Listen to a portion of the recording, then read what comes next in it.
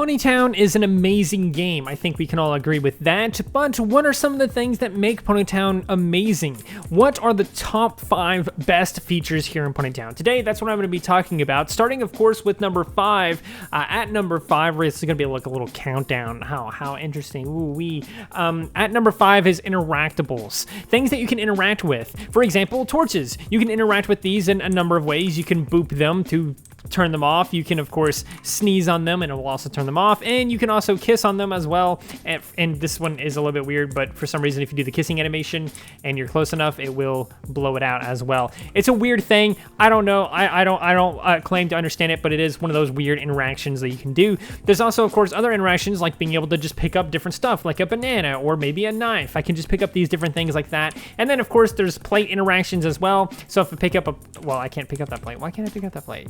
But if I pick up this plate, I can, of course, hold it in my mouth, and then I can go up to something like a banana or some other food, and boom, there I go. Now I have this with me as well, and that's another cool, interesting interaction that you can have. And, of course, we can take this to different places, such as tables, like right outside here. These only work on tables on the main map for some reason, but you can put them on places like so.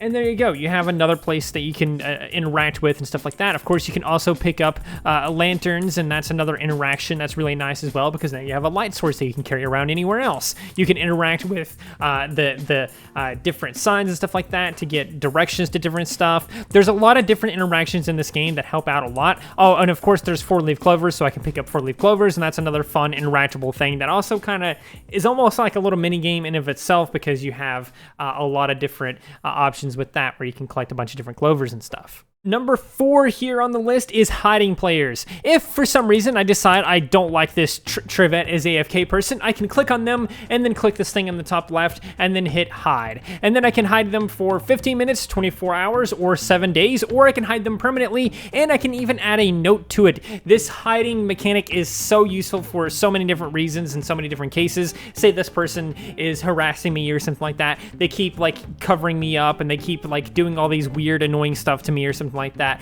I can choose to hide them, and then I will no longer ever see this player again if I choose to do permanent, or I can just hide them for 15 minutes and then I won't see them for another 15 minutes, which would most likely be the rest of my gameplay session or something like that, right? So there's a lot of interesting stuff here you can do with it, and of course I can add notes like, oh, blah, blah, blah, like whatever, right? And then I can cancel that if I don't want to actually hide them. The hiding players is a huge deal, especially since that's kind of like the main thing you have to do when you go to report players. Reporting players, of course, is super confusing, and it's a whole mess in of itself, but we'll get into that another day, I guess. But for now, let's move into number 3, because number 3 is the dice command. The third best feature in the game is the dice command. So if you don't know, you can literally type in /roll, and it will give you a number out of 100 at totally random. And of course, you can do this out of whatever number you want. So if I want to do it out of 2 to say like simulate a coin flip or something like that, I can type in /roll2 to simulate that coin flip where 1 is tails and 2 is heads, and boom, there we go. I got, I guess, a tails. I don't know. I forgot what I said 1 was, to be honest with you. But there you have it. Like, see, and I can customize that to be out of 20. So if I wanted to do a D&D campaign in here, that is totally possible. See, I got 6 out of 20, and then of course I can roll out of what is that? 2d10 or something like that. So I can roll 2 10-sided dice all there all at once by doing /roll 2d10, and then boom, I got a 2 and a 3 for a total combination of 5. So again, if I wanted to do some kind of D&D type thing, I could totally do that. But even outside of D&D stuff like that here in Ponytown, of course, you can use these dice for all kinds of different mini games and stuff like that you can do on your own island. So yeah, see, as you can see, there's a lot of different board games and stuff like that on this map. So of course, if I wanted to, I could use the dice command and make a new mini game based on some kind of dice thing. Like, see, we got like one right here, Boat to Brazil. You roll dice, you move along the board according to what you roll. And then over here, we have Greed of the Dragon. You roll some dice, and then you move along the board according to how much you rolled, and so on and so on. And there's so many different things you can use these dice for. For example, this one uses like the 2d10 or like the 2d6 or whatever like that. There's a lot of different games here that require different dice rolls and stuff like that. And of course, that is one of the biggest things why dice command is on this list, because it is so helpful for you to just have more fun in the game. Like, seriously, there's so much you could do with just the dice command alone. But speaking of island customization and all of these different mini games and stuff like that on there, number 2 on the list is island customization. It is so fortunate that we can just come up here and we can have, like, I don't know, just a completely clear map. We can just completely clear the map, and then I could take a shovel and just start building, and I could just start putting some plates down, or maybe some walls or something like that, and I can make these tall if I wanted to. Just the ability to customize your island and do whatever you want with it is actually insane, because now, at a matter of seconds, I have a house in a matter of seconds, and I can do anything here. I can roleplay with this, again, being super helpful for the D&D stuff as earlier. And of course, being able to build also helps tremendously if you are working on some kind of, I don't know, it's a board game or like mini game or something like that that you can do on your island with your friends or something like that. There's all kinds of, again, like roleplay elements that you can do with it.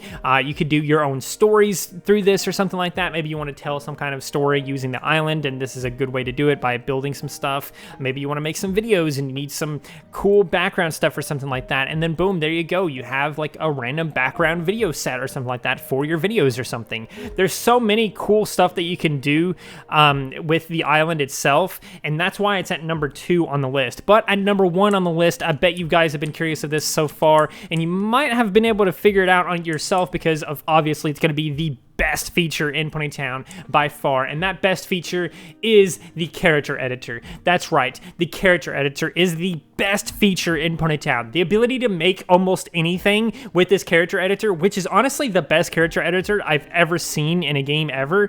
Like, seriously, you can just do so many different stuff with it. You can add different patterns to them.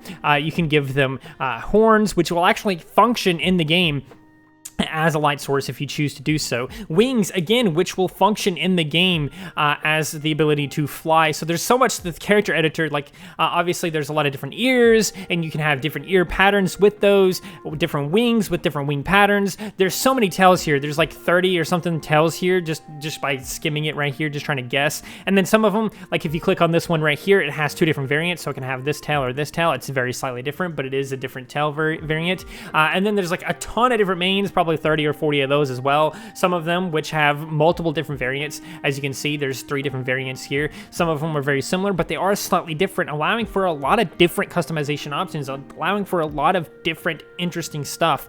And then you don't just have like one main option. You could actually have 2 different mains, because you have a back main and a front main. So just doing this, just skimming through this real quick, boom, there we go. We have an interesting hairdo and stuff like that.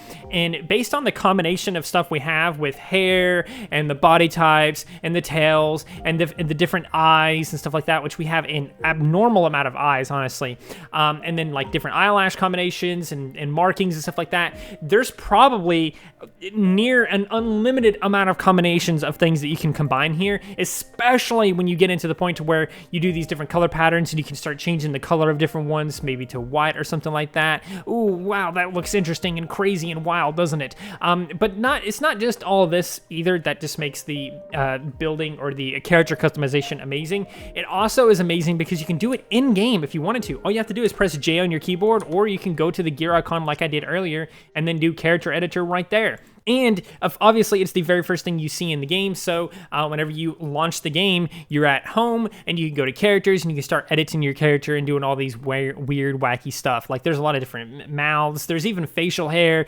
Recently, we got a lot of new waist items and stuff like that, so now you can have, like, potions on your waist, or, like, a pickaxe on your waist, or whatever this thing is. A lot of different stuff like that, as well as different plushies you can put on your head, because, obviously, the character customization has the plushies, but you can also just equip your own plushies that you've collected during different holiday events and stuff like that, which is a cool thing by itself. There's a lot of different back stuff like pants and skirts and dresses. There are a lot of different shirts. There's so much to the character editor right here. Look how many neck accessories there are, for example. There's so much to the character editor that it is legitimately one of the best character editors that I've ever seen. People have made dragons. People have made lizards, parrots.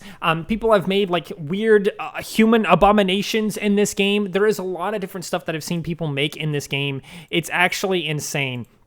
the stuff that I've seen people use in this game. Like, let's see if we can find one real quick. Look, here's like a statue. It kind of looks like a statue anyway. The people make statues. There's like a cat, like Pinkie Pie, obviously the MLP characters, some of the Steven Universe characters here, like Blue Pearl, and all these different characters and stuff like that. It's so easy to just make any of these characters. There's lots of tutorials for them. It is definitely the best feature in this entire game. And I think it's something that is maybe even underappreciated in some regards, but there is so many different things you can do with this character editor. It's insane. I have seen some crazy, crazy, crazy things. And yes, there you go. That's why it's at number 1 on the list. I hope you guys enjoyed this top 5 best features in Ponytown. Let me know in the comments below if you want to see me go over the top 5 worst features in Ponytown. And if you liked the video at all, I'd very much appreciate a like, a subscribe, a share, maybe even a subscription. I'd really like it if you guys subscribe, maybe, or even just leaving a comment or two. So yeah, do any number of those wonderful things like that, because when you do any number of wonderful things like that, not only do you get access to wonderful content such as this, but you also get to become wonderful yourself, and I think we all want that. So do those wonderful things, and until next time, stay wonderful.